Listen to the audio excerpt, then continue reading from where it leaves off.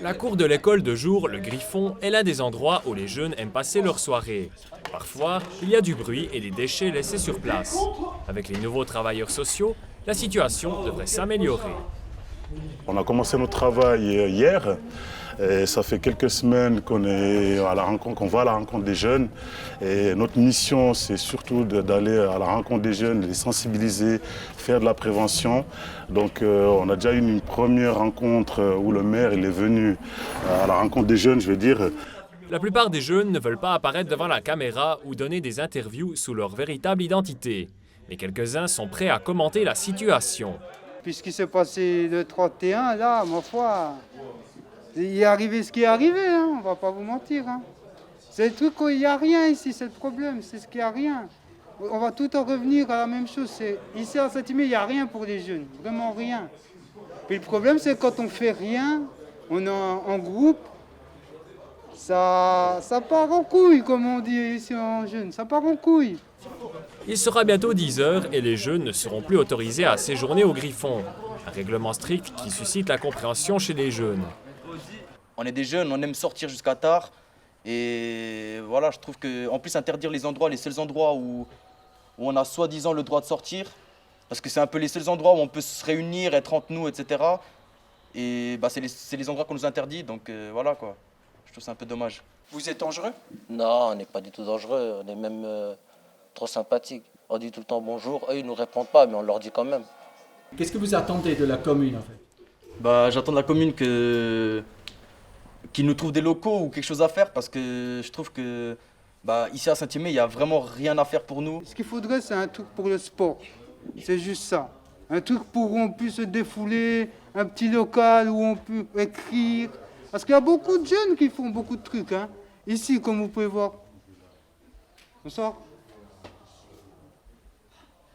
Voilà la preuve. Vous voyez, on dit bonsoir aux gens. Les gens, ils disent pas bonsoir. C'est juste eux, ils ont peur parce qu'ils regardent trop la télé, ils regardent trop des reportages de France et ils croient qu'ici c'est la France. Mais nous, on est à Saint-Imier, c'est un village. Pour ceux qui ont 17 et plus, il manque vraiment des endroits où ils peuvent se retrouver. Comme vous avez pu entendre des jeunes qui ont dit avant. Comment on pourrait dialoguer avec les personnes, disons, pour trouver une solution ensemble? Bah, ils viennent ici, on en parle, dans la vraie vie, face à face. Comme ça, il n'y a pas d'hypocrisie, il n'y a pas de...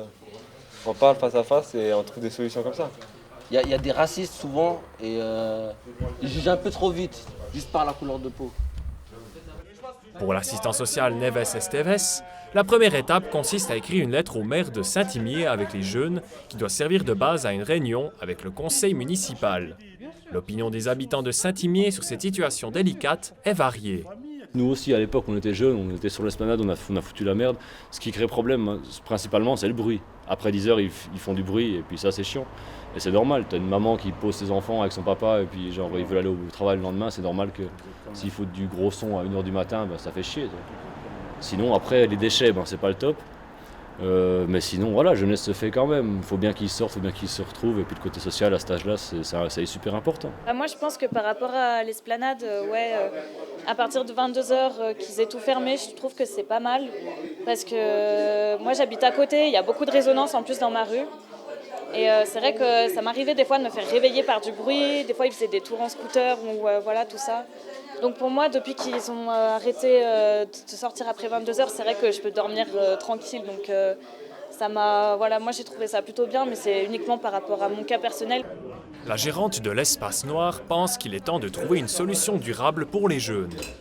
Moi je pense qu'il faudrait qu'on réfléchisse autrement. Ces jeunes, d'accord, ils font du bruit, d'accord, il faut qu'ils fassent un effort là-dessus. Et c'est très bien que des mesures ont été prises pour le voisinage qui en a marre, je peux totalement comprendre tout ça.